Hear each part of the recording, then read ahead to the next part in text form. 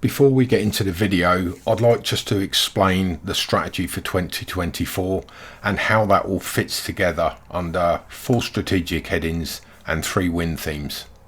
So a strategic heading is where we've got a working group looking specifically at change we want to make, and in a win theme is business as usual, the things that we've taken from a work stream and they are part of what we do every month.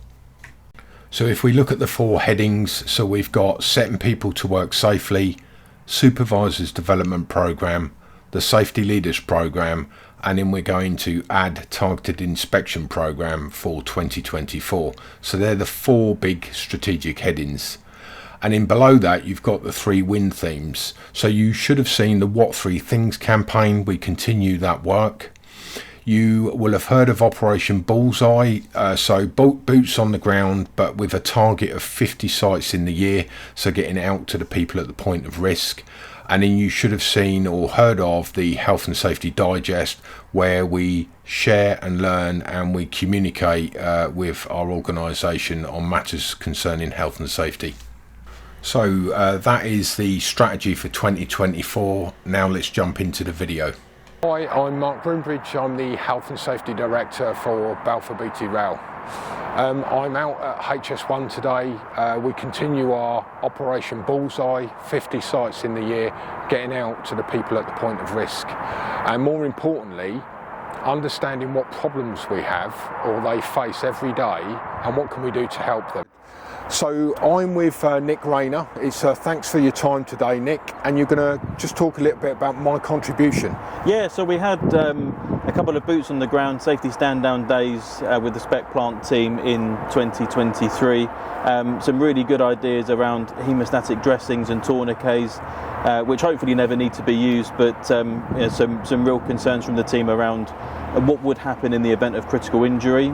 So I'm really pleased that one of our safety leaders, Ryan Wen, took the initiative, started engaging with the supply chain, and we've now rolled out hemostatic dressing tourniquet kits across the entire spec plant fleet. How are you finding the safety leaders program? Safety leader program, the team have really got stuck in. They're really getting involved. Danny Buss, who's leading it for Rail Plant, has really been instrumental in bringing that team together. I know the monthly conversations they have as a team, face to face and virtually, is really positive. We're seeing a lot of impact, a lot of immediate progression from that team. Yeah. AD Summerscales, I'm the engineering manager here at Highspeed One. I've been here for about 7 years now. In fact, I started just before the renewal of this contract, and in about 15 months we are looking to secure the contract for another 7, hopefully 10 years. And you was talking to me a moment ago about the work that you've done on the back to work briefings in January.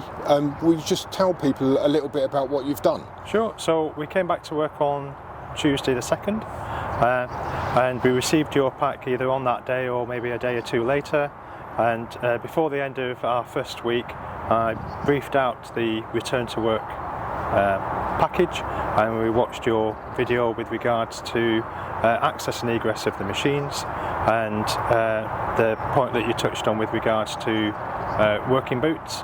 Then I asked the team, and actually as we have it, we've got a guy in the team who's he's got those boots and speaks positively about them. So I think over the last couple of years there's been a lot of progress with footwear. The last set of boots that came through had a positive reception, and I think this is just another step on from that. Yeah, okay. So do you find the videos beneficial? In 2 stages really. Once we get the safety brief, the monthly safety brief, the cascade brief, yep. That we print that off and we put a copy of that on the coffee table in the tea room, so it's available for people to pick up, put down. But what it doesn't do is allow them to follow the link. So by briefing it out and using the TV that's on the wall, we can then click on the links and we watch that video. So the video I think that the one that you showed was about 8 minutes, and we had the sketch video of the golden rules. It puts together a safety briefing which lasts for about 20 to 30 minutes, which I think from starting the day is a perfect length of time. Okay, I really appreciate you giving me your time yet again, AD, so and thanks for your feedback.